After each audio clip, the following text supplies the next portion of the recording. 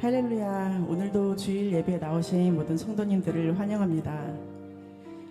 우리들은 의지가 너무 연약해서 우리 스스로가 나를 위해서 계획한 일들도 다 해내지 못할 때가 많습니다. 그러나 주님께서 이런 약한 우리를 통하여 주님의 나라를 이 땅에 세우시기 원하십니다. 우리의 의지로는 할 수 없는 일들이나 주님께서 동행하심으로 그 팔을 의지하여 따라가야겠습니다. 이 시간 주님을 따르겠다는 믿음의 고백으로 찬양하는 시간이 되었으면 좋겠습니다. 새 찬송가 406장 고난 내 영혼 편히 쉴 곳과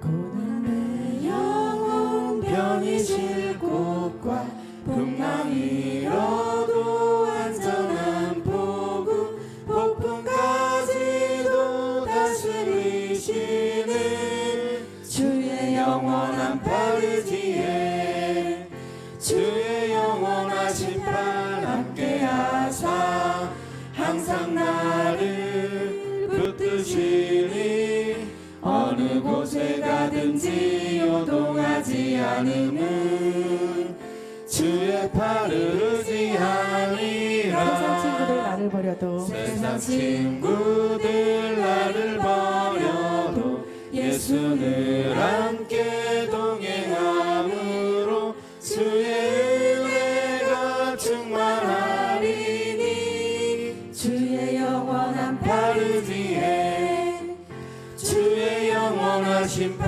함께하사 항상 나를 붙드시니 어느 곳에 가든지 요동하지 않음은 주의 팔을 의지함이라. 나의 믿음이 연약해져도 미리 예비한 힘을 주시며 위태할 때도 안보하시는 주의 영원한 팔 의지에 주의 영원하신 팔 함께하사 항상 나를 붙드시니 어느 곳에 가든지 요동하지 않음은 주의 팔을 의지함이라. 능치 못한 것 줄게 없으니 능치 못한 것 줄게 없으니 나의 일생을 주께 맡기며 나의 모든 짐 대신 지시는 주의 영원한 팔 의지에 주의 영원하신 팔 함께하사 항상 나를 붙드시니 어느 곳에 가든지 요동하지 않음은 주의 팔을 의지함이라. 주의 영원한 팔 함께하사 주의 영원하신 팔 함께하사 항상 나를 붙드시니 어느 곳에 가든지 요동하지 않음은 주의 팔을 의지함이라. 새 찬송가 545장 이 눈에 아무 증거 아니 배어도.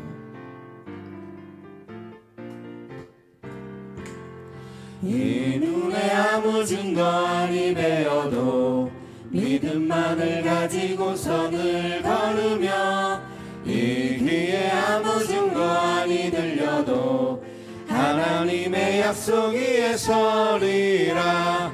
걸어가세 믿음 위에 서서 나가세 의심 버리고 걸어가세 믿음 위에 서서 눈과 귀에 아무 증거 없어도 이 눈이 보기에는 어떠하든지 이미 얻은 증거대로 늘 믿으며 이 맘에 의심 없이 살아갈 때에 우리 소원 주 안에서 이루리.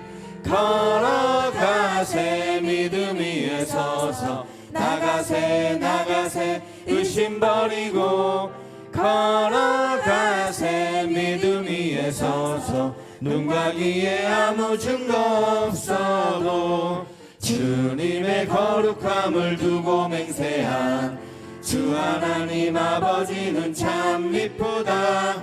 그 귀한 모든 약속 믿는 자에게 능치 못할 무슨 일이 있을까 걸어가세 믿음 위에 서서 나가세 나가세 의심 버리고 걸어가세 믿음 위에 서서 눈과 귀에 아무 증거 이 눈에 아무 증거 아니 되어도 이 눈에 아무 증거 아니 배어도 믿음만을 가지고 선을 걸으며 이 귀에 아무 증거 아니 들려도 하나님의 약속 위에 서리라 걸어가세 믿음 위에 서서 나가세 나가세 의심 버리고 걸어가세 믿음 위에 서서 눈과 귀에 아무 증거 주님의 거룩함을 두고 없어도 맹세한 주님의 거룩함을 두고 맹세한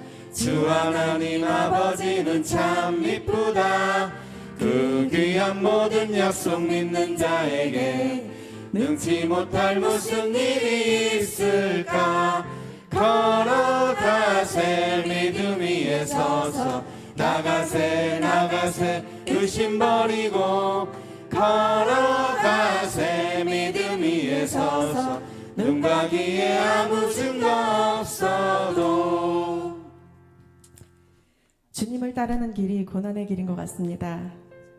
그러나 돌아보면 바람에 흔들리고 가지가 잘려나가는 그런 모든 순간들이 뿌리가 더 단단해지는 단련의 시간이었습니다. 비록 지금 힘든 상황에 놓여 있더라도 주 안에 거하면 주님께서 채워주시고 보호해주심을 믿는 우리들이 되기 원합니다. 새 찬송가 370장 주 안에 있는 나에게.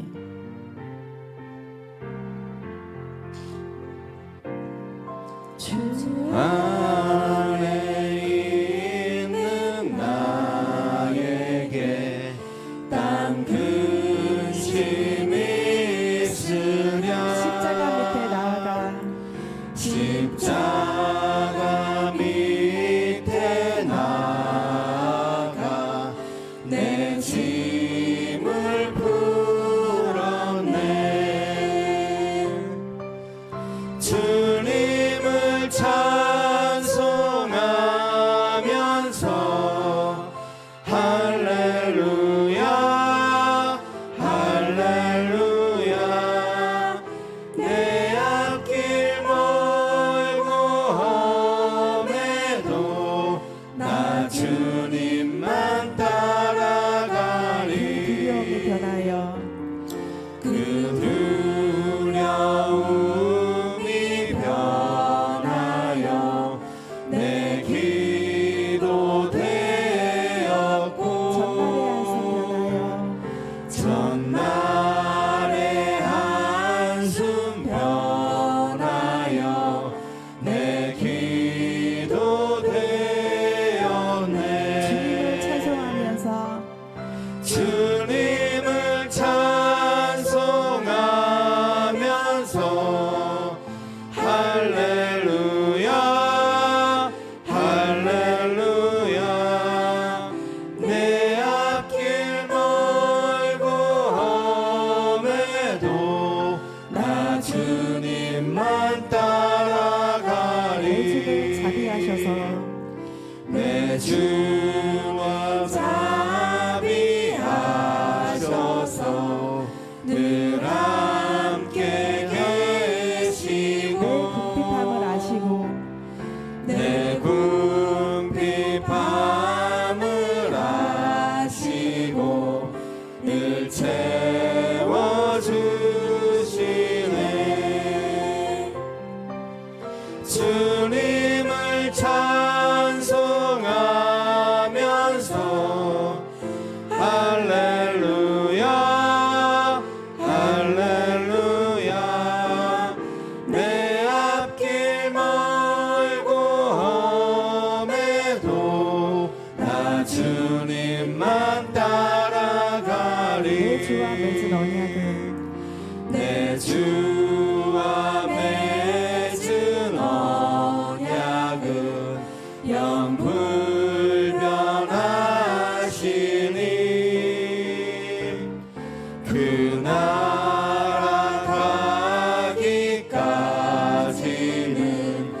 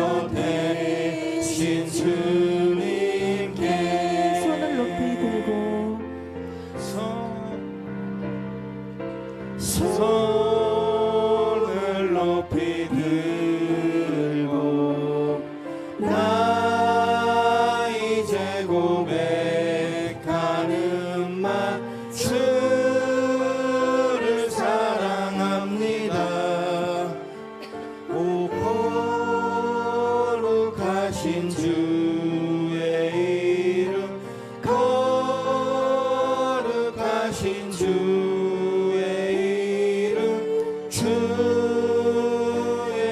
이름 높이 올리세 손을 높이 들고 나 이제 고백하는 말 손을 높이 들고 나 이제 고백하는 말 주를 사랑합니다. 오 거룩하신 주의 이름 오 거룩하신 주의 이름 거룩하신 주의 이름 주의 이름 높이 올리세 예배를 위해 마음을 열는 묵상의 시간이 되었으면 좋겠습니다.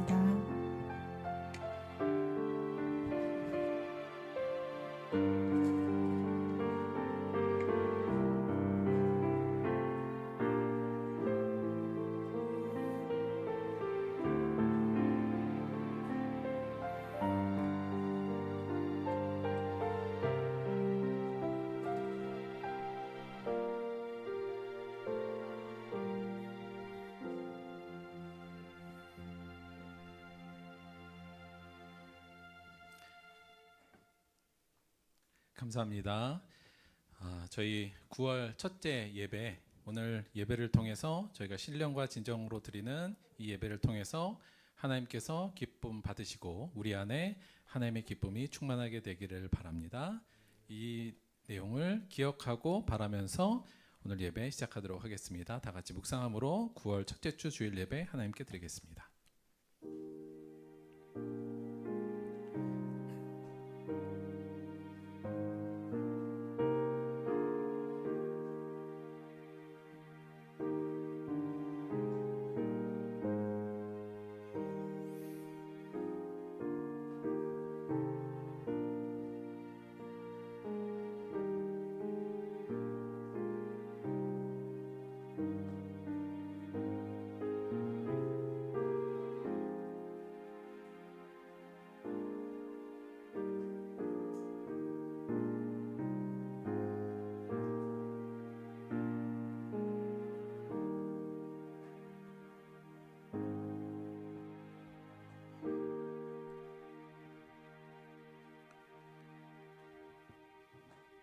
비록 무화과 나무가 무성하지 못하며 포도나무에 열매가 없으며 감람나무에 소출이 없으며 밭에 먹을 것이 없으며 우리의 양이 없으며 외양간에 소가 없을지라도 나는 여호와로 말미암아 즐거워하며 나의 구원의 하나님으로 말미암아 기뻐하리로다.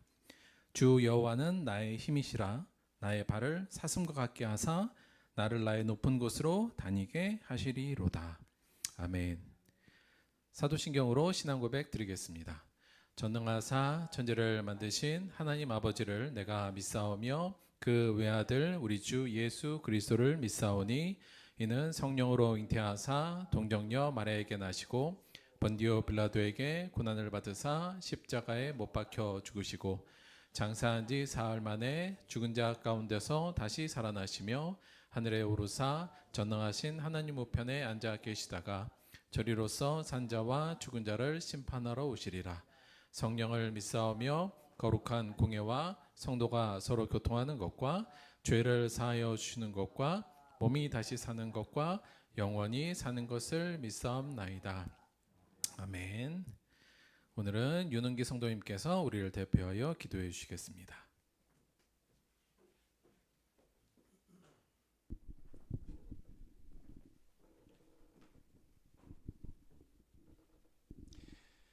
기도드리시겠습니다. 거룩하고 자비로우신 하나님 아버지, 오늘도 우리를 하나님의 전으로 불러주시고 또 하늘의 은혜와 생명으로 채워주심을 감사합니다. 우리의 모든 삶을 주관하시되 저희의 삶의 걸음을 인도하여 주시고 또 그리스도의 보혈의 피로 우리를 깨끗하게 인도하여 주심을 우리가 오늘 예배를 통해 하나님께 영광 돌리게 하여 주시옵소서. 주님, 지난 한 주간 살아가는 동안 우리는 말씀보다 세상의 소리에 더 가까이 두었고 주님의 뜻을 따르기보다 욕망과 편안함을 쫓아 살았음을 먼저 고백합니다. 우리의 교만과 불순종을 용서하여 주시고 성령의 불로 다시금 우리를 깨끗하게 씻으시사 하나님 보시기에 아름다운 삶을 세상 가운데 살아가게 하여 주시옵소서.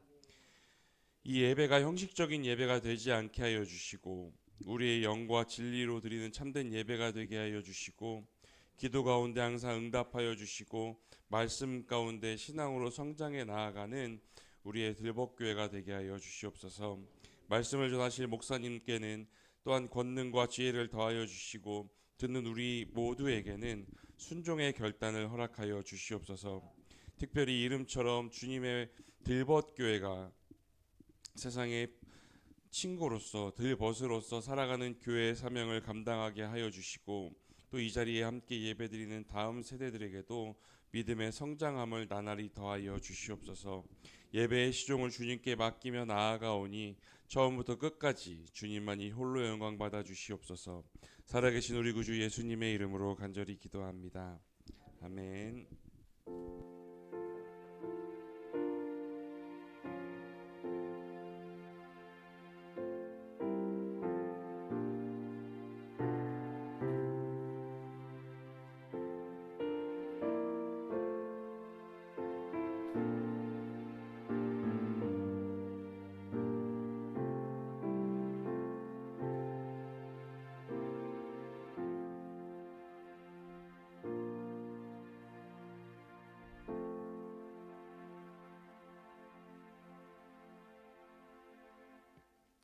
감사합니다. 자, 오늘의 특송은 우리 영훈이하고 시우 둘이 하도록 하겠습니다. 우리 두 분 나와주세요.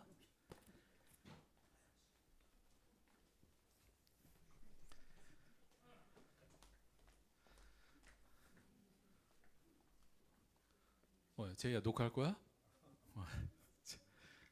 긴장하게.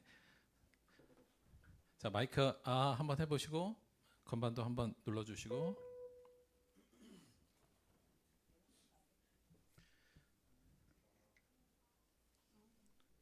자, 다시 아니야, 켜져 있어.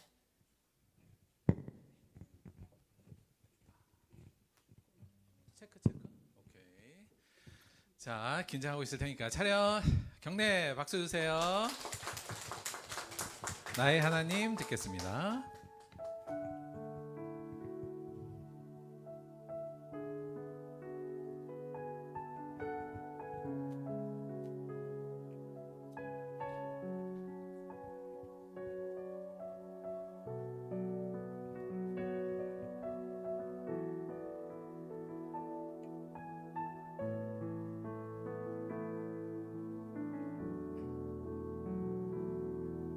나의 사랑 너는 어여쁘고 참 귀하다. 어느 보석보다 귀하다. 네가 사랑스럽지 않을 때 너를 온전히 사랑하고 너와 함께하려 내가 왔노라.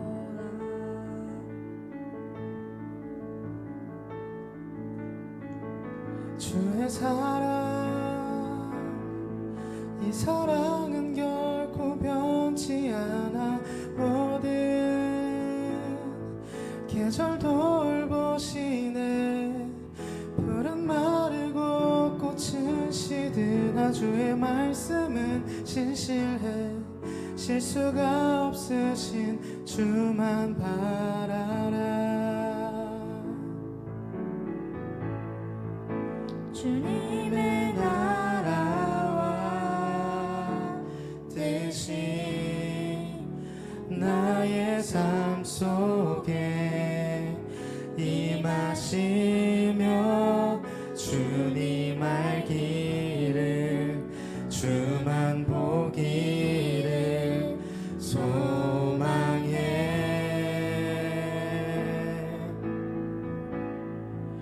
거룩히 살아갈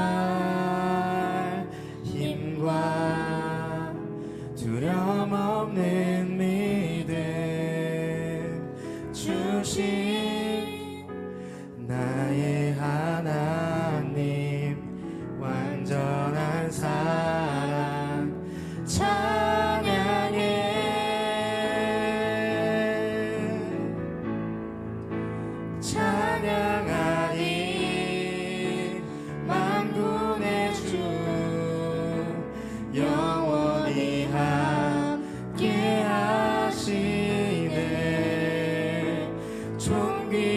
함께하신 사랑의 왕 영원히 통치하시네. 찬양하리 만군의 주 영원히 함께하시네. 존귀하신 사랑의 왕 영원히 통치하시네.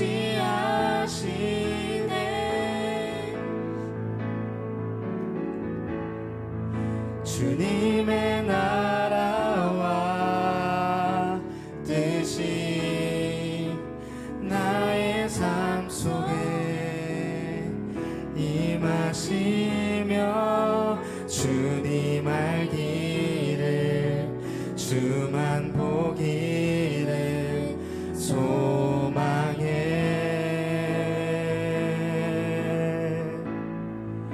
거룩히 살아갈 힘과 두려움 없는 믿음 주신 나의 하나님 완전한 사랑 찬양해.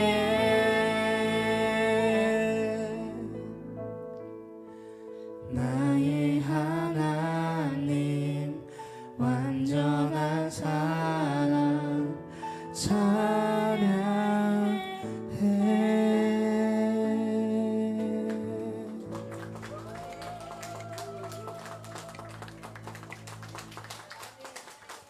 차렷 경례 수고하셨습니다.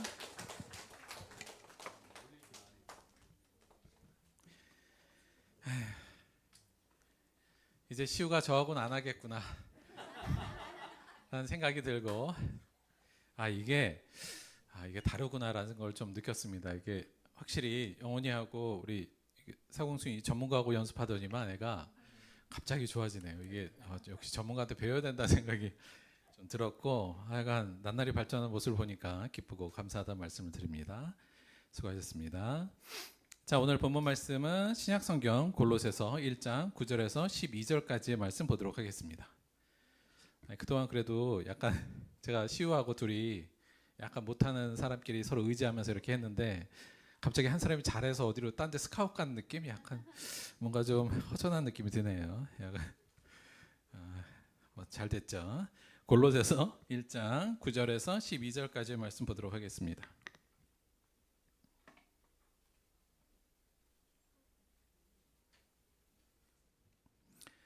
신약성경 323페이지 골로새서 1장 9절에서 12절까지의 말씀입니다. 우리 교독으로 봉독하겠습니다. 저 먼저 할게요. 이로써 우리도 듣던 날부터 너희를 위하여 기도하기를 그치지 아니하고 구하노니 너희로 하여금 모든 신령한 지혜와 총명에 하나님의 뜻을 아는 것으로 채우게 하시고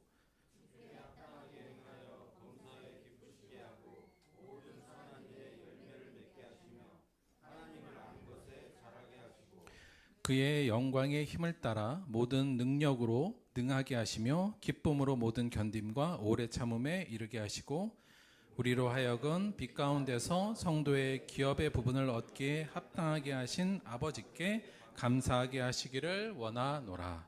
아멘. 오늘은 골로새서 1장 9절에서 12절 말씀을 중심으로 해서 무엇을 지킬 것인가 이런 제목으로 하나의 말씀 함께 나오도록 하겠습니다.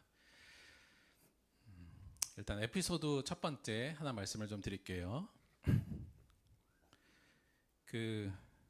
얼마 전에 비 오는 주일이었어요.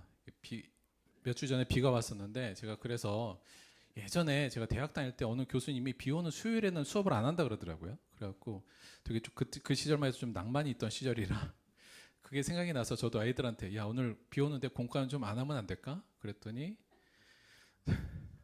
우리 시우가 딴 애들은 좋아요 이랬는데 우리 시우가 뭐라 그랬냐면 그게 무슨 상관이에요? 아니 비 오는 거하고 공과 안 하는 게 대체 뭔 상관입니까? 이렇게 따지더라고요. 그러면서 오히려 비가 오니까 밖에서 못 노니까 오히려 공과를 해야 되는 거 아니에요? 이렇게 나오더라고요. 할 말이 없어서 그냥 공과를 했긴 했는데. 에피소드 두 번째. 우리가 이제 공과할 때는 시작할 때 아이들이 이제 다 돌아가면서 기도를 하고 시작하거든요. 근데 다들 기도하기를 좀 싫어하죠, 누구나. 그래서 다들 이제 누가 기도할래 그러면 다 안 한다 그래요. 그래서 순번을 정해서 하기도 하는데 뭐 좀 안 되면 누가 좀 기도할까 이러면 아무도 한다는 얘기를 안 합니다. 그래서 그날도 기도한다는 애들이 없길래 막내가 시우잖아요. 그래서 제가 야 시우야 네가 기도할래 그랬더니 시우가 뭐라 그랬냐면 그러면 제가 기도할 테니까 공과 시간 5분 늘려주세요 이러더라고요. 시우가 그럼 기도를 잘 하느냐 그렇진 않아요. 그러니까 자기도 겁나긴 하는데 일단 그럼 제가 그 질문 줄 테니까 저하고 거래를 하더라고요. 그럼 공과 시간 5분을 늘려달라 그랬어요. 여간 시우가 기도를 했습니다. 공과 시간은 뭐 그냥 제가 알아서 했고요. 에피소드 세 번째. 보통 공과를 이렇게 하다 보면 시우가 질문을 계속해요. 어떤 의미냐면 모르는 단어가 나오면 일단 묻습니다. 예를 들면 제가 뭐 낭만 이러면 낭만이 뭐예요? 이렇게 물어봐요. 그러니까 무슨 단어가 나왔는데 자기가 그걸 모르면 꼭 묻습니다. 그러니까 어떻게 되냐면 약간 흐름이 끊기겠죠. 말하다가 계속 모르는 단어가 나오면 모르니까. 그러니까 누나들이 뭐라 그러냐면 어느 날은 얘가 계속 질문을 하니까 애들이 야 대충 문맥 안에서 이해해야지 그걸 계속 물어보면 어떡하냐. 그냥 대충 모르더라도 그냥 문맥 안에서 이해하고 넘어가 이렇게 얘기를 하더라고요. 이 얘기도 맞죠. 사실은 어느 정도 맞는 얘기긴 한데 저는 그 시우의 요 태도 모르는 거 있으면 일단 묻고 정확히 알려고 하는 이 태도가 신앙인들한테는 굉장히 중요한 태도라고 생각합니다.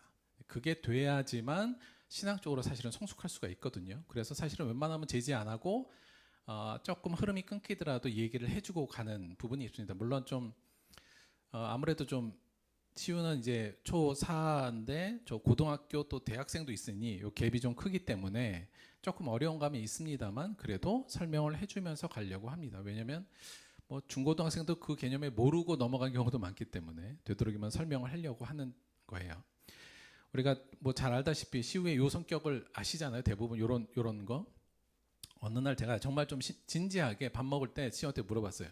시우야 공과 이거 공부하는 게 왜 재밌어? 이렇게 물어봤더니 시우가 이렇게 얘기했어요. 주제에 대해서 돌아가면서 얘기를 듣는 것과 새로운 것을 아는 게 재미있대요.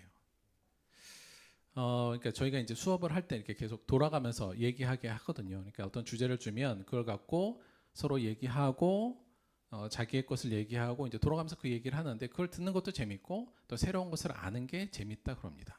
제가 요거 들으면서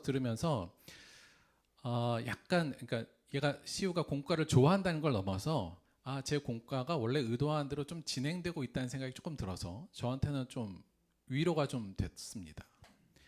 저는 공과보다는 사실은 요거 페이스 레슨 이렇게 이름 붙이고 싶은데 일반적으로 저희가 공과 교육 이렇게 하잖아요. 근데 사실은 믿음에 대해서 저희가 레슨하고 있는 중이에요. 아이들하고. 제가 이걸 하면서 어떤 목표를 갖고 이 공과 공부 레슨을 하고 있냐면 크게 두 가지의 목적을 가지고 이걸 하고 있습니다. 첫째는 아이들의 사고력 발달을 좀 키워주고 싶은 마음이 좀 커요.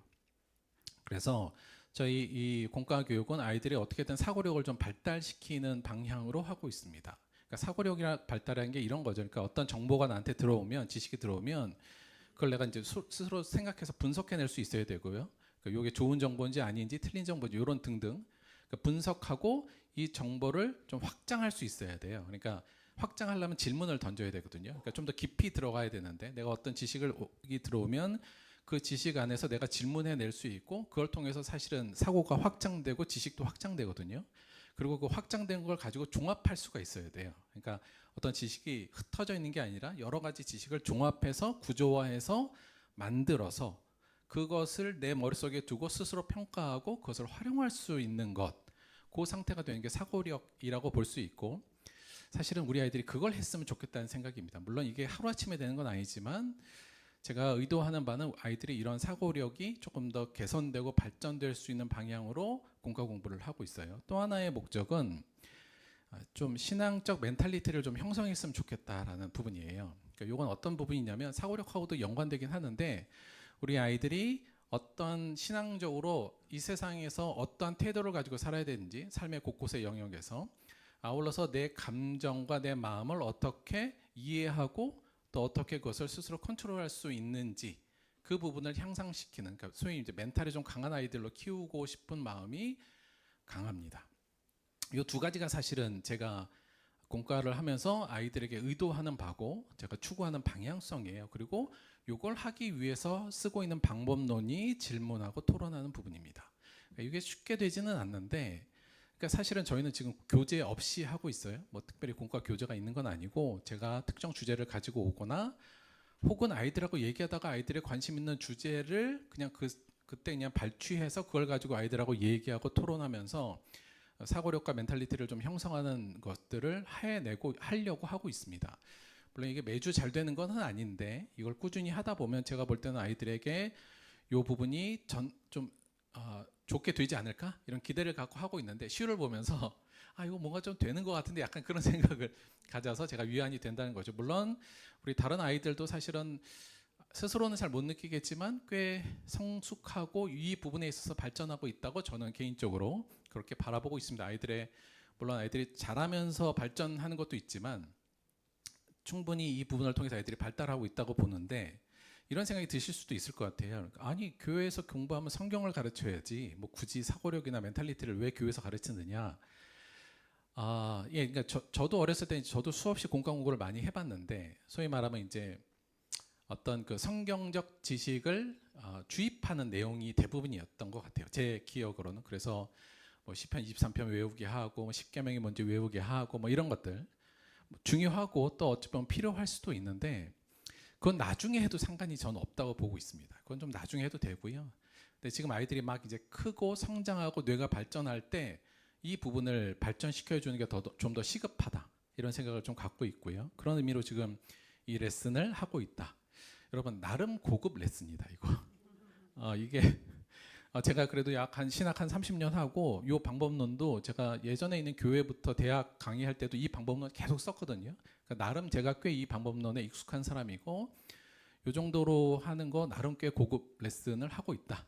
요 정도만 말씀을 좀 드릴게요. 근데 왜 이걸 사고력 발달과 신앙 멘탈리티가 중요하냐면 사실은 이걸 성경적인 의미로 용어로 표현하자면 이걸 성경에서 이제 총명이라고 얘기합니다. 총명.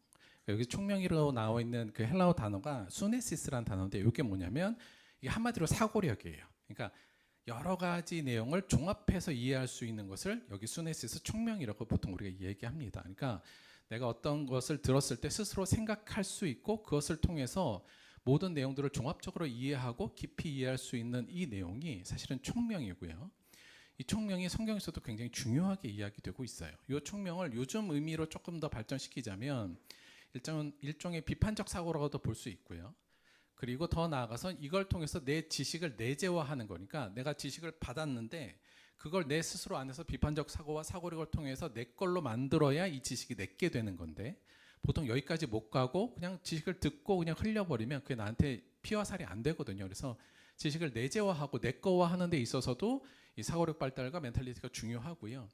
더 나아가서 요거는 자기 성찰과도 연결됩니다. 그러니까 요즘 말로 하면 메타인지 뭐 이렇게도 얘기할 수 있어요. 그러니까 자기 자신을 객관적으로 바라보면서 성찰할 수 있는 능력도 이 사고력에서부터 온다고 볼 수가 있습니다. 그래서 근데 요 내용들이 신앙으로는 굉장히 중요한 내용이에요. 그러니까 신앙생활 하는 사람들도 자기 비판적 사고를 할 수 있어야 되고요. 더 나아가서 신앙적 내용을 내 걸로 내재화하는 능력이 필요하고 더 중요한 것 중에 하나가 자기 성찰 능력이거든요. 그러니까 이런 것들을 가져야만 무늬만 그리스도인이 아니라 진짜 좀 발전하는 그리스도인이 될 수 있는데 제가 좀 고민했던 건 기존 교회에서는 사실 비판적 사고를 못하게 만들었고요. 그러니까 비판적으로 뭘 생각하고 의심하고 질문하면 야 그냥 믿어 그게 잘 믿는 거야 이제 이런 식으로 가르치면서 어찌 보면 사고력을 굉장히 축소시키는 느낌이 있었습니다. 그냥 내가 말한 걸 믿어 더 생각하지 마 이런 가르침이 좀 많았고 제가 볼 땐 그게 오늘날의 약간 기독교의 문제점의 시발점이 아니었을까라고 생각하고 있습니다. 그래서 어떻게든지 저는 우리 아이들은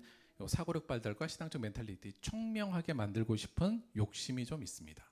조금 더 부탁을 드리자면 우리 어른들도 요거에 좀 같은 방향성을 좀 맞춰주시면 좋지 않을까. 애들이 질문하면 좋아하고 엉뚱한 질문 하더라도 잘 좀 들어주시고 그게 되게 중요하거든요. 특히나 질문하는 게 굉장히 중요해요. 그게 구체화시키고 사고력을 발달하는 데 굉장히 도움이 되니까. 성경에서 이 총명이 얼마나 중요한지를 여러 군데서 얘기합니다만 사도 바울 같은 경우에 이렇게 얘기하고 있어요. 이는 그가 모든 지혜와 총명을 우리에게 넘치게 하사 하나님께서 우리에게 주실 수 있는 좋은 것 중에 하나 바라는 게 총명이라고 얘기하고 있고요.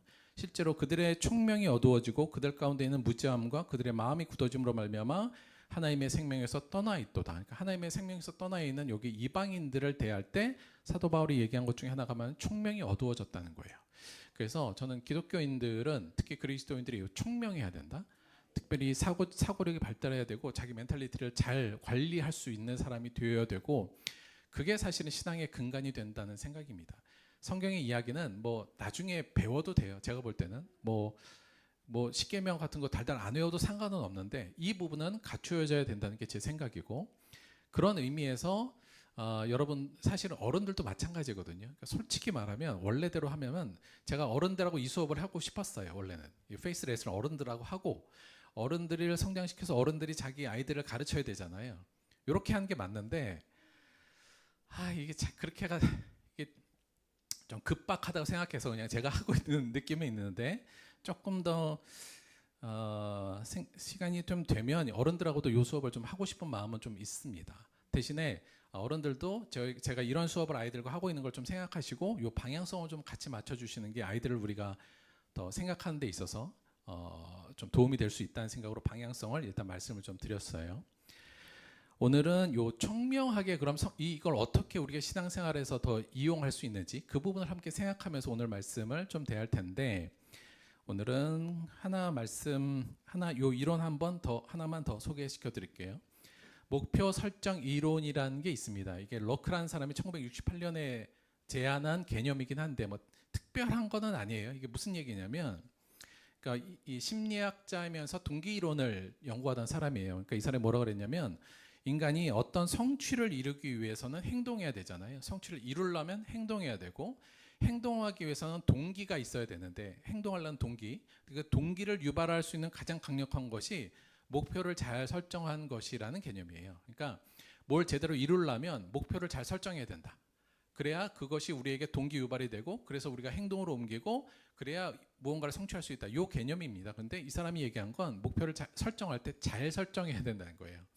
그래서 한마디로 어떻게 잘 설정하는 게 잘 설정하냐 할 때 그냥 복잡합니다만 그냥 딱 두 가지로만 말하면 목표를 구체적이고 도전적인 목표를 세워야 된다. 이렇게 정리하고 있어요. 그러니까 목표를 세울 때 모호한 목표가 아니라 구체적이어야 되고 또 목표를 세울 때 이게 너무 큰 목표를 세워버려도 안 되고 그렇다고 너무 쉬운 목표를 세워도 동기 유발이 안 되니까 적당하게 그러나 조금 더 도전적인 어려운 목표를 세우는 게 성취에 도움이 된다. 뭐 이게 핵심적인 이 이론의 뭐 내용입니다. 그래서 이 이론에 의해서 이런 기법들이 사실은 많이 회자되고 있고 많이 이야기되고 있어요. 이건 뭐 당연히 교육학뿐만 아니라 사회학 여러 분야에서도 약간 변형되면서 이야기하는데 이걸 스마트 기법 이렇게 해서 우리가 뭔가를 이루기 위해서 일단 목표를 세울 때 스마트 기법으로 해라. 이 부분이에요. 그래서 첫 번째는 S는 뭐냐면 구체적으로 목표를 정해야 된다는 거고 두 번째는 측정 가능해야 된다는 거예요. 그러니까 이제 내가 목표를 정했는데 그게 그 목표를 지금 내가 잘 하고 있는지 아닌지를 어느 정도 측정할 수 있는 기준이 있어야 된다는 거고요. 세 번째는 그게 좀 달성 가능해야 된다. 너무 큰 목표로 잡으면 안 된다는 부분이고 네 번째 R은 그 관련성이 있어야 된다는 거예요. 그러니까 내가 하자 하는 어떤 큰 가치와 이 목표로 세운 게 서로 연관되어 있고 관련되어 있지 딴 걸로 하면 안 된다는 거. 유의미하고 관련성 있는 목표를 세워야 된다는 거고 마지막 T는 목표를 세울 때 시간적 제한을 둬야 된다는 겁니다. 그러니까 다시 말하면 나는 공부를 열심히 하겠어. 죽을 때까지. 이런 건 의미가 없다는 얘기예요. 그러니까 내가 1년 동안은 한번 이걸 해보겠다라든가 뭐 3개월 뭐 이렇게 딱 시간을 정해야 성취도가 높아진다는 거죠. 그래서 이거는 사실 모든 현재 뭐 체육 뭐 공부 모든 분야에 사실 적용되고 있는 뭐 그냥 상식적인 이야기이긴 합니다. 그런데 이 내용이 나름 제가 볼 때는 우리 신앙적으로 적용하는데도 꽤 도움이 된다는 생각이 들어요. 이걸 가지고 저희가 지금 공부하고 고민하고 있는 부분을 조금 더 구체화하는데 이 방법을 한번 써보도록 하겠습니다. 저희가 지금 계속 이 얘기를 드리고 있어요. 믿음의 선한 싸움을 싸우라. 디모데전서 6장 12절에 사도 바울이 얘기한 거고, 우리가 예수를 믿은 이후에 삶은 바로 믿음의 선한 싸움을 싸우는 삶이다. 저희가 이렇게 얘기했고, 이 믿음의 선한 싸움을 싸우라는 이 사도 바울의 말을 하나님의 말씀으로 받아들이고 저희가 지금 공부하고 있지 않습니까? 근본적으로 이 말씀을 들었을 때 사고력이 발달하고 좀 총명하다고 생각하면 바로 수많은 질문들이 뛰쳐나와야 돼요. 그러니까 믿음의 선한 싸움을 싸워야지 이러고 나오면, 이러고 그냥 아멘 하고 끝나면 이게 아무런 나에게 큰 도움이 안 된다는 얘기죠. 그러니까 이 믿음의 선한 싸움을 싸우라는 이야기를 들었을 때 제가 볼 땐 쉬우라면 제가 아마 공과 시간에 되면 질문 엄청 했을 것 같아요. 이거 하나만 놓더라도. 그러니까 여러 가지 이걸 갖고 생각하고 이걸 확장하고 이걸 구체화시켜서 어떻게 내 삶에 적용할 것인가, 이런 것들을 굉장히 생각을 많이 해야만 된다는 거예요. 자, 일단 믿음의 선한 싸움을 싸우라를 제가 어떤 식으로 규정했냐면, 그때 믿음을 지키는 위대한 싸움에 참전하라 이렇게 말씀을 드렸어요. 그렇죠? 그래서 이 싸움은 믿음을 지키는 싸움이야, 이렇게 약간 조금 더 구체화시켰죠. 그리고 이 싸움은 굉장히 위대한 싸움이고 가치 있는 싸움이다, 이렇게 말씀을 좀 드렸어요. 자, 근데 이것도 사실은 좀 모호하죠. 뭔가 우리가 이 성취를 위해서는 아주 구체적이고 측정 가능한 사실은 어떠한 목표들이 있어야 되는데, 그냥 믿음을 지키는 위대한 싸움에 참전하라 조금 더 구체화됐지만 사실 아직도 좀 모호해요. 특히 뭐가 모호하냐면, 믿음을 지키라 그러는데 대체 믿음을 지키라고 할 때 믿음이 뭔가, 이거 약간 모호하거든요. 그러니까 믿음을 지켜야 할 때 내가 뭘 확실히 지켜야 되는지에 대한 명확성이 사실은 좀 떨어져요. 그럼 물어야죠. 믿음을 지키는 건 대체 뭘 지키는 것인가? 이걸 묻는 게 총명한 사람이 아마 던져야 될 질문이에요. 따라서 사실 오늘 이걸 질문 드리고 싶은 거예요. 대체 믿음을 지키는 이 싸움인데 대체 우리는 무엇을 지킬 것인가? 이 부분을 구체화시켜야죠. 그래서 그럼 이걸 구체화시키려면 어떻게 해야 될까요? 할 때 사실은 여기에서 이제 성경적 어프로치를 저희가 해야 되는데, 이건 우리 생각이 아니니까, 그러니까 성경에서 믿음을 지키라는 것을 무엇으로 지키냐고 우리에게 얘기한 거를 우리가 조사를 해야 되잖아요. 그 부분은 여러분이 조금 전문성이 떨어지니까 이런 건 이제 제가 하는 부분이긴 해요. 자, 무엇을 지킬 것인가를 어디에서 우리가 가져올 수 있으며 어떻게 구체화할 수 있을까를 생각할 때 오늘 본문이 저는 이걸 구체화하기에 딱 좋은 본문이라고 생각해서 제가 오늘 본문을 선정했어요. 자, 오늘 본문은 사도 바울이 골로새 교회에게 쓴 편지입니다. 근데 그 편지 전반에 우리가 예전에도 많이 얘기했지만 그들을 위해서 너희들 교인들을 위해서 나 이렇게 기도하고 있어라는 내용이에요. 그러니까 사도 바울이 골로새 교인들이 쉽게 말하면 믿음의 선한 싸움을 잘 싸웠으면 좋겠어라는 큰 틀 안에서 기도의 제목을 써줬다, 이렇게 얘기하면 되고, 따라서 여기에 내용이 사실은 믿음과 관련되어 있다라고 볼 수 있습니다. 믿음의 내용을 볼 수 있다는 거예요. 한번 읽어볼게요. 이로써 우리도 듣던 날부터 너희를 위하여 기도하기를 그치지 아니하고 구하노니, 골로새에 있는 성도들에게 이렇게 됐으면, 이렇게 되기를 바란다고 지금 사도 바울이 구하고 있는 거예요. 그들이 어떤 식으로 발전했으면 좋겠다는 얘기를 하는 거잖아요. 너희로 하여금 모든 신령한 지혜와 총명에 하나님의 뜻을 아는 것으로 채우게 하시고 주께 합당하게 행하여 범사에 기쁘시게 하고 모든 선한 일에 열매를 맺게 하시며 하나님을 아는 것에 자라게 하시고 그의 영광의 힘을 따라 모든 능력으로 능하게 하시며 기쁨으로 모든 견딤과 오래 참음에 이르게 하시고 우리로 하여금 빛 가운데서 성도의 기업의 부분을 얻게 합당하게 하신 아버지께 감사하게 하시기를 원하노라. 자, 요게 기도 내용이에요. 그래서 사실 어디 가서 축복 기도할 때 사실 이 기도 거의 쓰거든요, 제가. 그러니까 이건 제가 볼 때 어디 가든지 누구를 위해서 기도해 줄 때 제일 쓰기 좋은 기도문이기도 하고, 여러분도 이 기도문이 나에게 이루어지기를 바라도록 기도하는 게 맞아요. 되게 좋은 기도문인데, 이 기도문 안에 믿음의 싸움에서 우리가 지켜야 될 그 믿음은 무엇인가가 잘 나와 있다고 보는 거예요. 자, 첫째, 이 내용을 조금 더 쉽게 정리를 해볼게요. 지금 사도 바울이 고린도 교인이, 오늘 들벅 교인들하고 생각해 보죠. 우리가 어떻게 했으면 좋겠어라고 할 때 첫 번째, 어떻게 되기를 원하냐면 첫째, 하나님의 뜻을 알았으면 좋겠습니다가 지금 첫 번째 사도 바울의 얘기예요. 하나님을 너희로, 첫 번째 나온 거예요. 너희로 하여금 모든 신령한 지혜와 총명에 하나님의 뜻을 아는 것으로 채워주게 하여 주옵소서죠. 그러니까 우리 교인들이, 성도들이 하나님의 뜻을 아는 것이 되게 중요하다는 얘기를 지금 하고 있는 거예요. 그게 믿음의 중요한 내용이기도 하고요. 근데 거기에 두 가지 붙였어요. 뭐 안에서냐면 그 하나님의 뜻을 알기 위해서 첫째 신령한 지혜와, 그죠? 성령님이 주신 지혜라고 볼 수 있어요. 또 하나가 총명으로 이렇게 돼요. 그러니까 너희들이 총명하여지고 성령의 능력과 성령님이 가르쳐 주신 지혜와 총명함을 통해서 하나님을 아는 지식, 하나님의 뜻을 아는 지식이 너에게 있기를 바란다. 쉽게 다시 말하면 너희들이 총명해지고 하나님의 성령의 능력을 잘 알아서 그를 통해서 하나님의 뜻을 알기를 간절히 바라고 있어. 이게 첫 번째죠. 어찌 보면 그래서 우리가 지켜야 될 것은 이 하나님의 뜻을 아는 것을 지키는 것, 이거 굉장히 중요하다고 볼 수 있습니다. 두 번째, 뭘 알기를, 또 어떤 내용을 기도했냐면 두 번째는 주께 너희들이 합당하게 행하는 것을 원해요. 이 내용이에요. 10절, 주께 합당하게 행하며, 이렇게 돼 있죠. 그러니까 하나님의 뜻을 온전히 잘 알아야 주께 합당하게 행동할 거 아니에요. 그 뜻대로 가는 거니까. 그래서 하나님의 뜻을 잘 알고 주께 합당하게 행하기를 바란다. 그러면서 이 부분을 세 가지 정도로 부연하고 있어요. 우리가 주께 합당히 행하는 것이 곧 주를 기쁘시게 하는 거다. 요 내용이에요. 그렇죠? 그래서 주께 합당하게 행하여 범사에 기쁘시게 하고, 누구를요? 하나님을 기쁘시게 하고. 그러니까 이게 주께 합당하게 하는 게 우리가 하나님을 기쁘시게 하는 거고, 두 번째 그 내용을 어떻게 규정했냐면 선한 일의 열매를 맺게 하시며, 그러니까 선한 일의 열매를 맺는 게 주께 합당하게 행하는 중요한 내용이라고 볼 수 있죠. 그리고 또 이걸 어떻게 규정했냐면 이것이 곧 하나님을 아는 것에서 자라게 한다라고 얘기하고 있어요. 그러니까 이게 곧 하나님을 더 알아가는 과정이라고 이야기하고 있는 거죠. 그래서 첫 번째와 두 번째, 하나님의 뜻을 잘 알고 주께 합당하게 행하기를 너희들이 바래. 그것이 하나님을 기쁘게 하고 너희들이 더 성장하는 길이며 그것이 곧 믿음의 길이야. 이 내용이긴 합니다.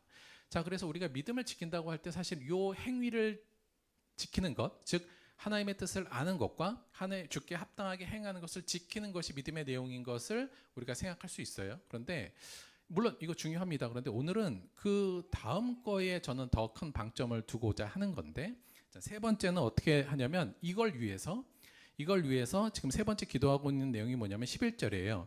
그의 영광의 힘을 따라 모든 능력으로 능하게 하시며, 그러니까 영광의 힘을 따라서 모든 능력으로 너희들이 강하게 되기를 원한다는 거예요. 능하게 된다는 건 튼튼해지고 세진다는 의미입니다. 그러니까 하나님의 뜻을 잘 알고 주께 합당하게 행하려면 뭐가 있어야 되냐면 능력이 있어야 돼요. 그런데 그 능력은 하나님으로부터 오는 능력이긴 한데 그 능력이 있어야만 이걸 할 수 있다는 얘기입니다. 그럼 그 능력이 대체 뭔가라고 할 때 오늘 11절과 12절에 두 가지의 중요한 키워드가 나와요. 뭘까요? 원래 공과는 여기서 대답하게 만들어요. 설교니까 그걸 못하니까 제가 바로 대답을 하는 건데, 자, 첫째는 뭐냐면 첫째는 기쁨이에요. 자, 그러니까 무슨 얘기냐면 그의 영광의 힘을 따라 모든 능력으로 능하게 하시며 기쁨으로 모든 견딤과 오래 참음에 이르게 하시고, 이 모든 과정을 해내는 데 있어서의 하나님이 우리에게 주시는 능력 중에 핵심은 기쁨입니다. 두 번째는 뭐냐면 12절, 우리로 하여금 빛 가운데서 성도의 기업의 부분을 얻게 합당하게 하신 하나님께 뭐 하기를 원하신다고요? 감사하기를 원한다. 그래서 사실 여기서 말한 지금 사도 바울의 능력은 뭐냐면 기쁨과 감사의 능력이에요. 뭐에 대한 기쁨과 감사일까요? 사실 12절에 그 부분이 나와 있잖아요. 뭐냐면 빛 가운데서 성도의 기업의 부분을 얻기에 합당하게 하신 하나님께 감사하는 거예요. 감사의 내용과 기쁨의 내용은 한마디로 말하면 빛 가운데서 천국을 소유한 성도가 된 것에 대한 기쁨과 감사가 풍성하게 넘쳐서 그 능력으로 하나님의 뜻을 알고 주께 합당하게 행할 수 있게 하여 주옵소서. 이렇게 저희가 짧게 얘기할 수 있는 거죠. 그래서 이 믿음 생활이란 이후에 믿음의 선한 싸움을 싸우는 삶은 이렇게 규정해낼 수, 이게 되게 좋은 규정이라고 보는데, 성경적으로 보자면 저는 그 중에서도 더 중요한 건 뭐냐면, 물론 행위가 중요하죠. 믿음도 행위이기도 하고 하나님을 아는 것도 믿음이, 제대로 아는 것도 믿음이지만, 하지만 그것이 진짜 열매 맺게 하는 데 있어서의 중요한 동력원 핵심은 뭐냐면 기쁨과 감사입니다. 뭐에 대한? 내가 빛 가운데서 천국이라는 하나님의 기업을 얻기에 합당하게 된 이 내 존재에 대한 기쁨과 감사가 이 모든 것의 동력으로 쓰여진다는 이야기인 거거든요. 그래서 정말 중요한 건 이거예요. 다시 말하면 믿음을 지킨다는 건 뭐냐면, 한마디로 말하면 내 안에 은혜에 대한 기쁨과 감사를 지켜내는 게 곧 믿음을 지키는 일입니다. 그래서 저는 이렇게 규정할 수 있을 것 같아요. 믿음의 선한 싸움은 물론 좀 더 확장할 수 있어요. 그러나 은혜의 기쁨과 감사를 지키는 싸움입니다. 그러니까 이걸 지켜내느냐 안 지켜내느냐가 이 싸움을 승리할 수 있냐 승리할 수 없느냐의 판가름을 날 수 있는 부분이란 거예요. 그래서 중요한 건 이 믿음의 선한 싸움을 싸우기 위해서 이 부분을 저희가 조금 더 깊이 들어가고 구체화하면 근본적으로 뭘 지키는 거냐면 내 안에 하나님이 주신 은혜에 대해서 기쁨과 감사가 사라지지 않도록 지키는 게 이 싸움의 본질이라고 볼 수 있습니다. 가장 기초라고도 볼 수 있는 거예요. 사실 생각해 보면 사도 바울이 전에 빌립보라는 곳에 신라와 함께 여행을 갔다가 바로 모함으로 붙잡혀서 감옥에 들어가요. 그래서 발에 족쇄를 세우고 있습니다. 내일 잡혀서 죽을지도 모르는 상황인데 성경에서 뭐라 그러냐면 바울과 신라가 한밤중에 바울과 신라가 기도하고 하나님께 찬송함에 죄수들이 듣더라 이렇게 돼 있어요. 한밤중에 일어나서 그 상황에서도 이들은 기뻐하면서 하나님께 찬송을 합니다. 뭘 지키고 있어요? 기쁨과 감사를 지키고 있었던 거예요. 바로 그것이 우리가 다 알다시피 빌립보 교회 나중에 뭐 지진이 일어나고 그 다음에 간수가 거기서 구원을 받고 그 빌립보 교회가 성립되고 그 빌립보 교회가 나중에 그 유럽 교회의 아주 전초기지가 되거든요. 그러니까 굉장히 중요한 역할을 하는데 더 깊이 파고 들어가면 그때 바울과 신라가 뭘 지키고 있었기 때문에 은혜의 기쁨과 감사를 지키고 있었기 때문에 가능했다 이렇게 볼 수 있습니다. 어찌 보면 사도 바울의 모든 그 자신의 사역의 중심, 사역이 제대로 이루어질 수 있었던 근본적인 요인도 저는 그가 기쁨과 감사를 잘 지켜냈기 때문이라고 볼 수 있습니다. 그래서 늘 이렇게 얘기해요. 사도 바울이 빌립보서 4장 4절에 보면 요 빌립보서는 뭐예요? 사도 바울이 감옥에 있을 때예요. 요 감옥은 아니고 다른 감옥에 있었을 때 썼던 편지잖아요. 그럼 그때도 뭘 강조했냐면 주 안에서 항상 기뻐하라. 내가 다시 말하노니 기뻐하라. 빌립보서는 계속 기뻐하라는 얘기가 많이 나온 건 뭐냐면 그가 감옥에 있으면서도 이것을 잃지 않았다는 걸 잘 지키고 있었다는 걸 의미하게 하고요. 또 우리가 잘 아는 사도 데살로니가전서 말씀 항상 기뻐하라 쉬지 말고 기도하라 범사에 감사하라 이것이 그리스도 예수 안에서 너를 향하신 하나님의 뜻이니라. 이 말이 나온 이유도 사실 이 부분이라고 볼 수 있습니다. 우리가 잘 아는 것 같이 오늘 저희가 실제로 처음에 읽었던 이 하박국의 말씀도 사실은 이 결을 유지하면서 우리에게 강조하는 말이죠. 비록 무화과 나무가 무성하지 못하며 포도나무에 열매가 없으며 감람나무에 소출이 없으며 밭에 먹을 것이 없고 우리의 양이 없고 외양간에 소가 없을지라도 나는 여호와로 말미암아 즐거워하며 나의 구원의 하나님으로 말미암아 기뻐하리로다. 이게 돼야만 이 기쁨을 간수할 수 있는 능력이 있고 이 기쁨을 내 안에서 지킬 수 있는 능력이 있어야 사실은 이 믿음의 선한 싸움을 해 나갈 수 있는 겁니다. 그래서 좁히자면 이 믿음의 선한 싸움을 싸우도록 우리가 지금 준비하는 과정에 있다면 구체적으로 뭘 하면 좋으냐? 해야 되느냐? 우리 안에 있는 은혜의 기쁨과 감사를 지켜내는 이 싸움을 목표로 잡고 나아가야 된다는 거죠. 그게 되면 저는 나머지는 좀 쉽게 따라올 수 있는 부분이 되지 않을까라는 생각이 듣습니다. 자, 그래서 우리 사랑하는 성도님 우리 모두가 이 은혜를 잘 지켜야 돼요. 은혜의 기쁨과 감사를 잘 지켜야 되는데 그 다음 우리의 사고는 어디로 가야 되냐면 당연히 어떻게 하면 그럼 이걸 할 수 있느냐죠. 그래서 어떻게 내 삶 가운데 은혜의 기쁨과 감사를 지켜낼 수 있을 것인가를 사실은 우리가 토의하고 논의하고 얘기를 해야 되는데 그냥 짧게 여러분도 이거 각자 스스로도 많이 생각해 보셔도 좋아요. 본인의 방법이 제일 좋으니까. 근데 저는 크게 세 가지 정도의 방법을 오늘 좀 제시하면서 우리가 이 은혜의 기쁨과 감사를 지켜내는 세 가지 방식을 여러분하고 조금 나누고 싶은데 첫째, 우리가 은혜의 기쁨과 감사를 지켜내려면 일단 이게 좀 잘 돼야 됩니다. 첫 번째 뭐냐면 슬기로운 주일 생활. 그러니까 이게 사실 여러분 우리 교회가 일주일에 예배를 한 번 드리잖아요. 일주일에 예배를 한 번 드리면서 우리가 그리스도인다우게 제대로 살 수 있을까에 대해서 저도 고민이 좀 많이 한 부분인데 사실 여러 가지 고민 끝에 제가 내린 결론은 가능하답니다.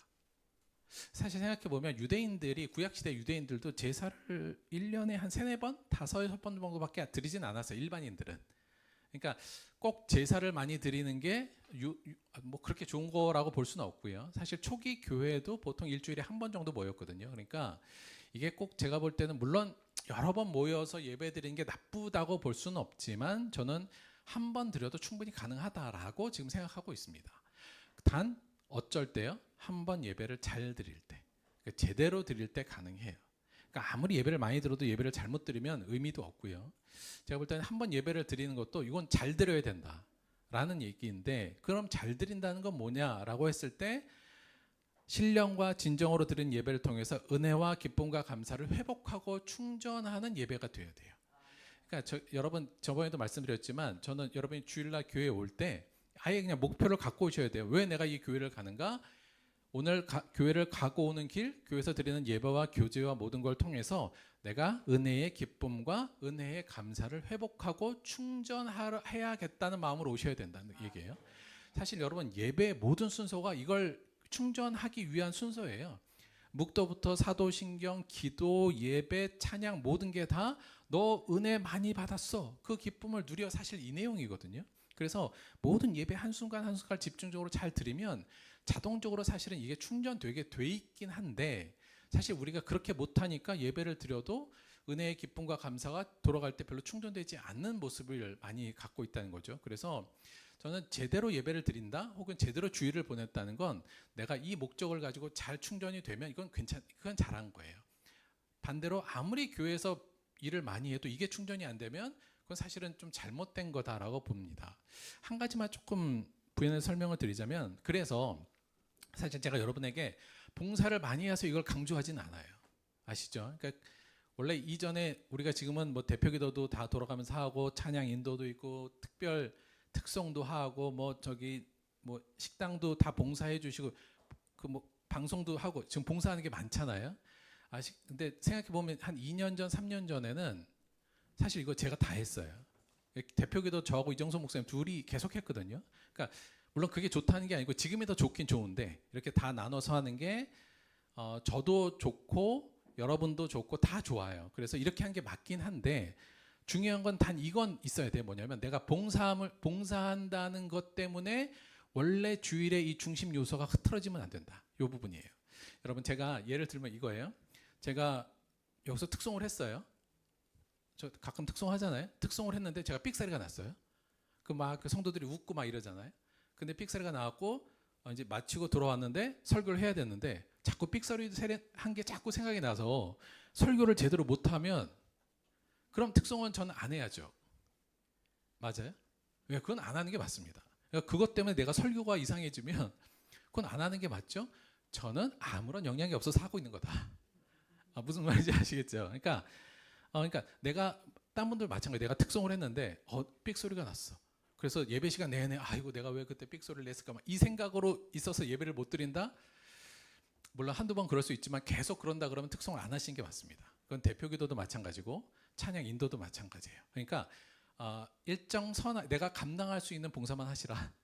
예, 아시겠죠? 그러니까 그 정도만 하시고 중심이 뭔지를 잊어버리시면 안 돼요. 그러니까 저도 어릴 때부터 교회를 오래 다녔잖아요. 그래서 별의별 봉사란 병사란 사실 다 했는데 생각해 보면 한 주일날 봉사만 하는 기억이 있지 일만 신나게 했지 뭘 충전된 거는 거의 없을 때가 굉장히 많았어요. 그러니까 그러면 안 된다. 그래서 봉사는 내 수준 안에서 그걸 지킬 수 있는 선에서 하시라는 말씀 드리고 그만큼 중심이 중요하다는 얘기를 드린 겁니다. 그래서 주일날 예배를 집중해서 잘 드리자예요. 그래서 목표를 가지고 내가 주일날 와서 충전해야 돼. 이 기쁨을 충전하고 은혜를 회복해야 돼. 이 마음을 가지고 오셔서 예배 열심히 잘 들으시고 다양한 활동을 통해서 그걸 충전해 가신 걸 목적으로 열심히 주일날 예배를 잘 드리자. 이게 첫 번째고, 두 번째는 그럼에도 불구하고 사실은 매일의 기쁨과 감사도 생각을 좀 해야 됩니다. 그렇죠? 그래서 가장 기본적인 건 매일마다 말씀을 읽고 기도하는 시간이 분명히 좀 있어야 된다는 부분도 저희가 강구할 수는 없고요. 이건 전통적으로도 많이 입증이 된 부분이라 이 부분도 저는 빠질 수는 없다고 봐요.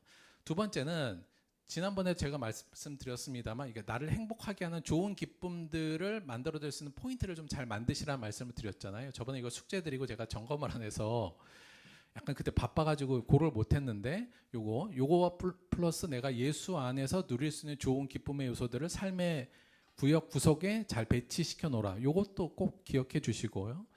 마지막으로 세 번째, 요거는 조금 더 요거는 절대적이진 않지만 제가 볼 때 예수의 안에서 은혜와 기쁨을 내가 잘 지키기 위해서 이게 좀 필요하다는 생각이 좀 듭니다. 뭐냐면 건강하고 체력이에요. 그러니까 사람이 내가 건강하지 않고 체력이 너무 떨어져 있고 이러면 아무리 내가 감사와 기쁨을 회복하려도 이게 잘 안 되더라고요. 그러니까 누구를 사랑하고 싶고 막 하고 싶어도 내 몸이 너무 힘들고 고난하면 이게 잘 안 돼요. 그러니까 이게 온전한 그렇다고 뭐 건강과 체력이 없으면 못 한다는 아니지만 건강하고 좋은 체력이 있을 때 감사도 충분히 나오고 하나님에게 합당한 행위를 하기에도 건강한 체력과 건강과 체력이 좀 필요하다는 생각이 반드시 듭니다. 그래서 저는 건강 관리를 좀 하셔야 된다. 체력 관리를 좀 하셔야 된다. 그러니까 이거는 물론 그냥 건강하면 좋으니까를 넘어서서 좋은 믿음의 싸움을 싸우기 위해서 좋은 체력 관리와 건강 관리를 할 필요가 있다라고 생각이 듭니다. 근데 물론 건강이라는 게 내 마음대로 되지는 않잖아요. 그래서 뭐 우리 누구도 완벽한 건강을 가진 사람은 없지만 내 지금 수준 안에서 조금만이라도 더 체력을 올리고 건강하게 만들어가는 것도 저는 은혜의 기쁨과 감사를 지켜내는 데 있어서 저희가 고려하고 생각해야 될 부분이라는 생각을 갖습니다. 그래서 이 세 가지 정도를 조금 더 구체화시키면 제가 볼 때는 조금 더 우리가 이 은혜의 기쁨과 감사를 지키는 데 도움이 될 거라는 방법론을 이렇게 좀 생각하고요. 물론 여러분이 또 각자의 생각을 더 만들어서 추가하시면 돼요. 그래서 고민하다가 여러분 별로 안 좋아하시겠습니다만 프로젝트 하나 하려고 준비했습니다. 어떻게 할 거냐면 2025년이 앞으로도 한 3분의 1 정도 남았어요. 그렇죠? 많이 남았는데 이 3분의 1을 조금 더 저희가 좀 한번 지내보자라는 의미로 제가 프로젝트를 하나 만들 생각인데 뭐냐면 2025 믿음의 선한 싸움 100일 프로젝트를 해보려고 합니다. 자, 기간 정했어요. 100일만 할 거예요. 더 길게 안 할 테니까. 근데 100일이 뭔가를 내가 변화시키고 바뀌는 데 있어서 좀 적당한 기간이 아닌가. 너무 짧지도 않고 너무 길지도 않고 뭔가 하나가 변화할 만한 기간 100일 정도면 될 것 같은데 저희가 이번 주 월요일 아니에요? 다음 주 월요일부터 시작하면 12월 23일이 100일째 된 날 정도 되거든요. 그러면 2025년이 한 일주일 정도 남잖아요. 그러니까 요때까지 요 100일 프로젝트를 하고 한 일주일은 피드백 비스무리하게 하고 그래서 요 날짜로 정했어요. 뭘 할 거냐면 요 세 가지 하려고 그래요. 요 세 가지. 그래서 첫째는 요 100일 동안 슬기로운 주일 생활 한번 신경 쓰고 열심히 해보자. 두 번째, 말씀 읽기와 기도 하루에 제가 요거 정해줄 거예요. 요거는 어떤 말씀을 읽도록 제가 다 정해줄 텐데 다 해봤자 10분 안 넘기게 할 거예요. 그 정도는 할 수 있잖아요. 저희가 매일매일. 그래서 요거는 제가 지정해 줄 테니까 여러분이 하루에 아마 말씀 한 장 정도 읽고 잠깐 기도하는 정도로 만들 거예요. 그러니까 요거는 목적은 뭐예요?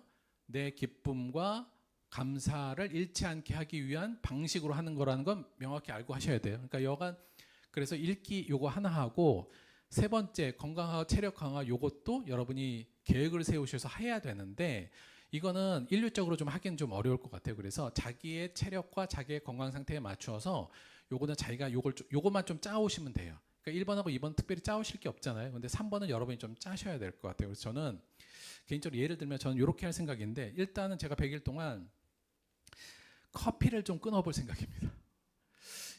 제가 커피 엄청 좋아하는 거 아시잖아요. 근데 이 커피 때문에 제가 좀 수면이 좀 영향을 잃는 것 같고 수면이 안 좋아지니까 좀 안 좋은 것 같아요. 그래서 100일 동안 커피를 한번 끊어볼까? 요거 첫 번째 지금 고민하고 있는 부분이고 아니 하루에 한 잔만으로 줄일까? 약간 지금 고민하고 있고 두 번째는 뭐 개인적으로 이런 하루에 뭐 30분 뛰고 그 다음 날은 30분 걷고 요거 한번 100일 동안 해볼까?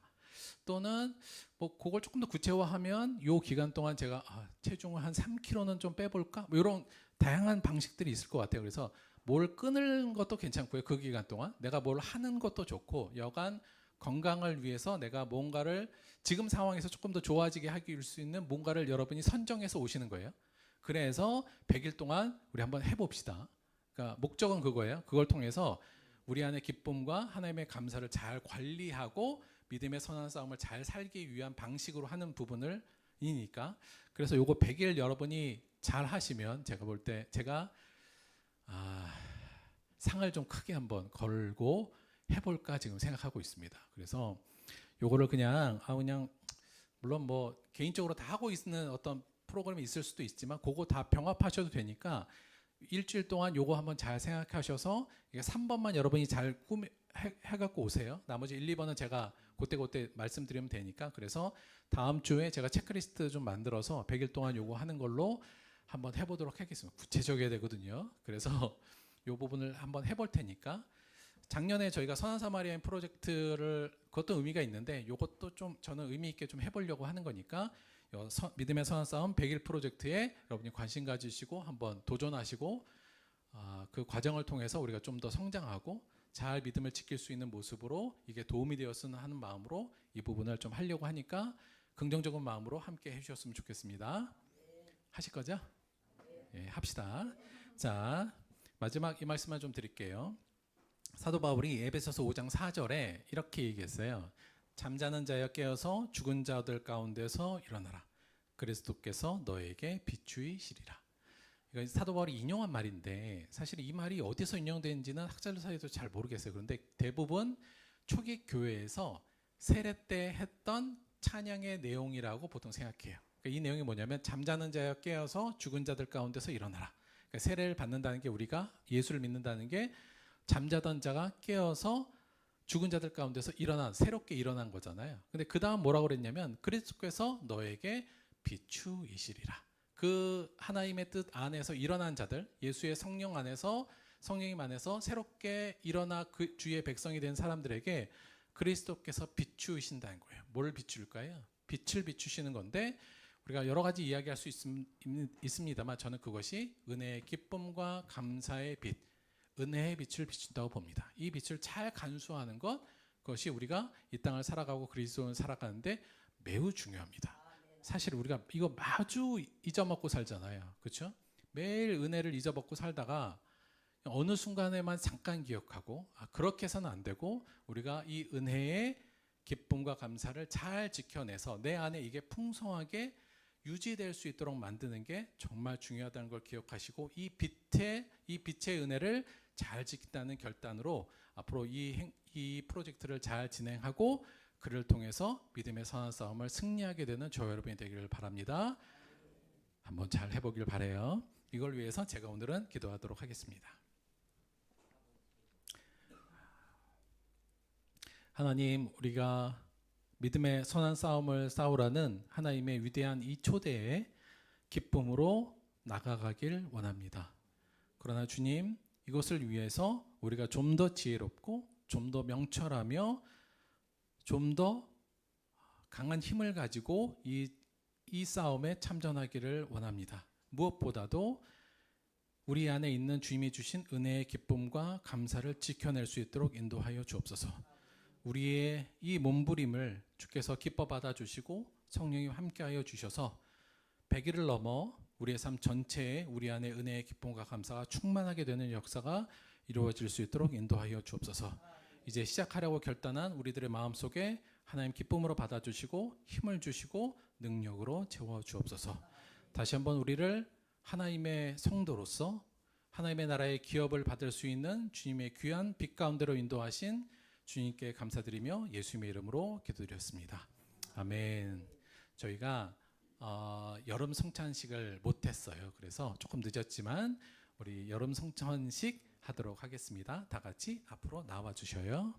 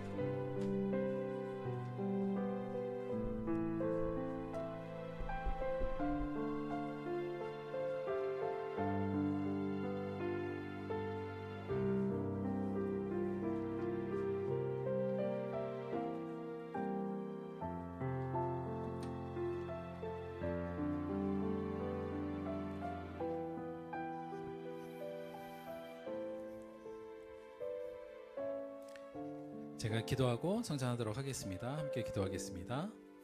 내가 너에게 전한 것은 주께 받은 것이니 곧 주 예수께서 잡히시던 밤에 떡을 가지사 축사하시고 떼어 이르시되 이것은 너희를 위하는 내 몸이니 이것을 행하여 나를 기념하라 하시고 식후에 또한 그와 같이 잔을 가지시고 이르시되 이 잔은 내 피로 세운 새 언약이니 이것을 행하여 마실 때마다 나를 기념하라 하셨으니 너희가 이 떡을 먹으며 이 잔을 마실 때마다 주의 죽으심을 그가 오실 때까지 전하는 것이니라.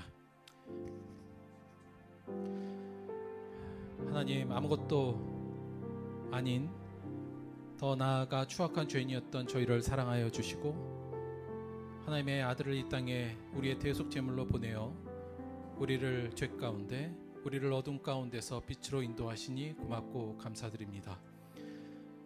예수님께서 자기의 몸이 뜯기시고 그가 피가 흘림으로 우리가 주 안에 새롭게 태어남을 이 시간 기억하는 귀한 성찬의 자리에 저희를 불러주셨사오니 고맙고 감사합니다.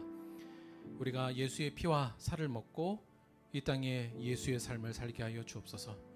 우리 들법교회 모두가 예수 안에 하나 되어 예수의 삶과 예수의 가르침을 세상에 전파하는 자가 되게 도와주옵소서. 이를 통해 우리의 빛이 세상에 비추게 하시고 예수 그리스도의 살아계심이 세상에 전파될 수 있도록 역사하여 주옵소서.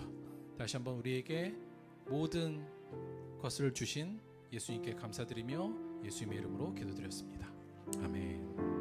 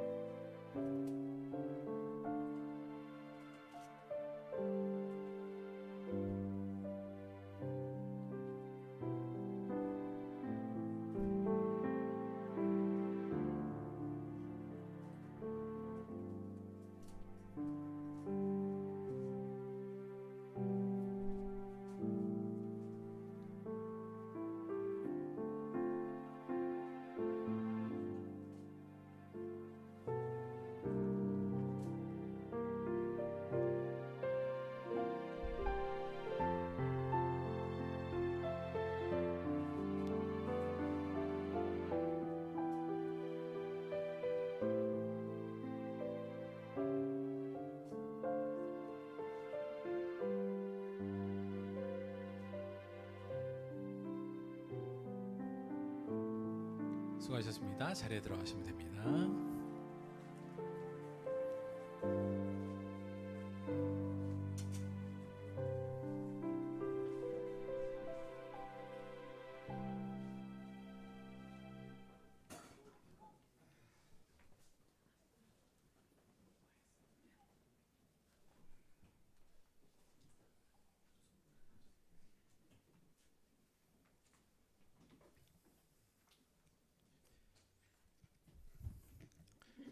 자, 광고 말씀 잠깐 드리도록 하겠습니다. 우리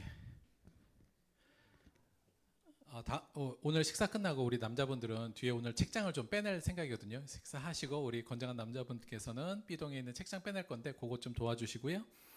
말씀드렸지만 그 다음 주까지 그거는 짜오셔야 돼요. 자기 건강 체력 증진하는 그 프로젝트. 그래서 다음 주에는 제가 일주일 정도 남았잖아요. 아직 여유가 조금 있으니까 그거 잘 계획을 한번 세우시고 다음 주에 제가 체크리스트해서 이렇게 만들어 드릴 테니까 그거 가지고 해보도록 하겠습니다. 한글로 해서 기도하고 주기도문으로 예배 마치도록 하겠습니다. 기도할게요.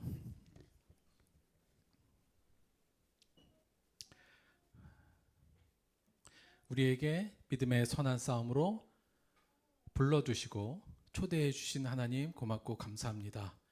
이것을 저희가 부담으로 느끼는 것이 아니라 이것이 정말 위대하고 가치 있는 삶의 일이라는 것을 깨닫게 하여 주옵소서. 그리고 이를 위하여 우리 안에 있는 주께서 주신 은혜의 기쁨과 감사를 잘 지켜내기를 원합니다. 그리하여 우리의 매일의 삶 안에 하나님이 주신 은혜로 기쁨과 감사가 넘치는 삶을 살아갈 수 있도록 인도하여 주옵소서.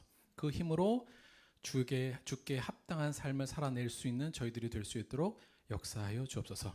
이를 위하여서 결단하고 나아가는 우리들에게 성령님께서 힘주셔서 꼭 해낼 수 있도록 주께서 인도하여 주옵소서.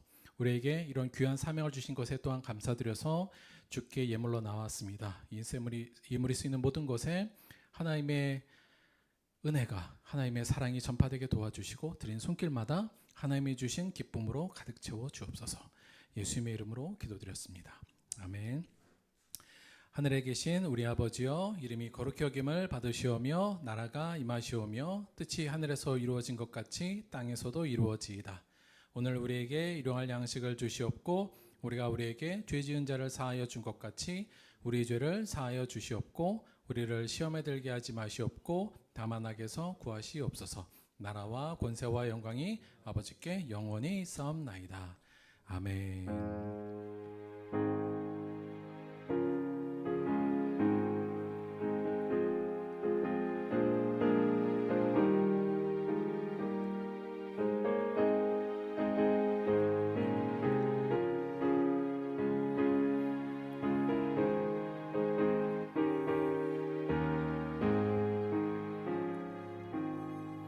수고하셨습니다. 하나님께 감사의 박수 드리겠습니다.